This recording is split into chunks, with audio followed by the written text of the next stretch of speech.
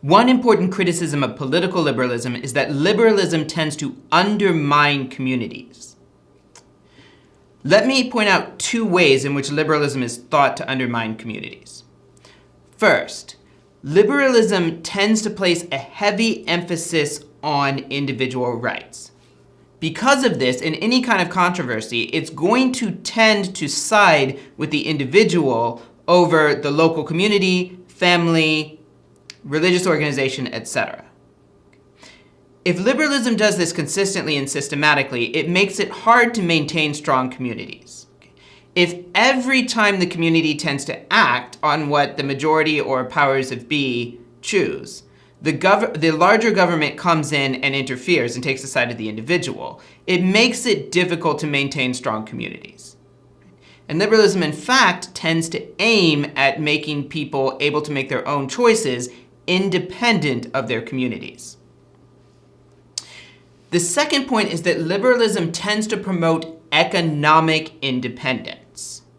That is, it tends to push away from arrangements in which people are heavily dependent on families, neighbors, and local communities for their economic livelihood.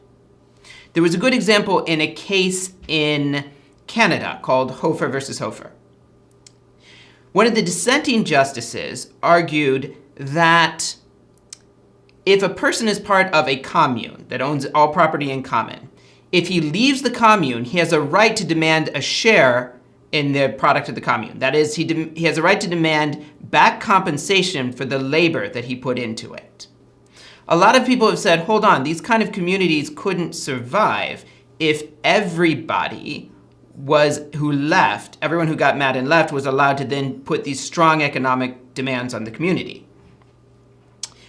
What Justice Pigeon, the dissenting justice, said was that if someone voluntarily enters a community and they agree to work for no pay, right, and the community gets to keep all of their pay if they decide to leave, it's essentially impossible for them to leave the community. They're faced with a choice of staying in the community and following its rules or being economically destitute, maybe even starving. There's a somewhat stronger example involving the Amish. There's a certain amount of controversy over whether the Amish should be allowed to refuse to pay into Social Security. Now, notice the argument that a lot of liberals have made on this issue. A lot of liberals have said, well, they have to be able to do that because you can't renounce the social safety net. And one of the reasons given for this is that for people to really count as freely remaining in their community, they have to be in a position where they could economically afford to leave. I've given some pretty extreme examples, but we can also talk about some milder examples.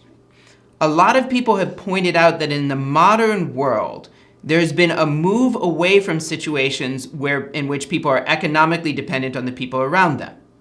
For example, if you live in a rural area and you farm, you don't depend on the people in the nearby towns for your farm equipment. You can order it from the other side of the world and it will arrive through large private companies or the government. If you live in the towns, you're not necessarily dependent on the people in the local countryside for your food. You can have it shipped in from other places. The large corporations and the government will take care of it. Here's one way we could put this. Liberalism tends to push us towards a point at which we're not economically dependent on anyone but the government.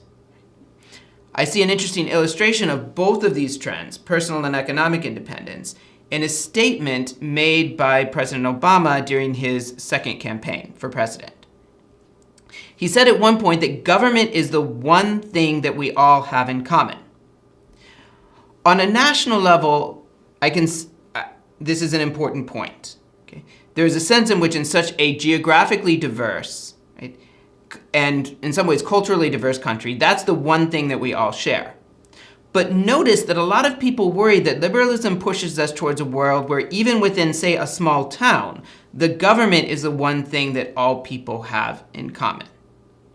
In that sense, there's concern that liberalism tends to dissolve community. Particularly, it tends to dissolve family, local community, and private organizations like religious groups.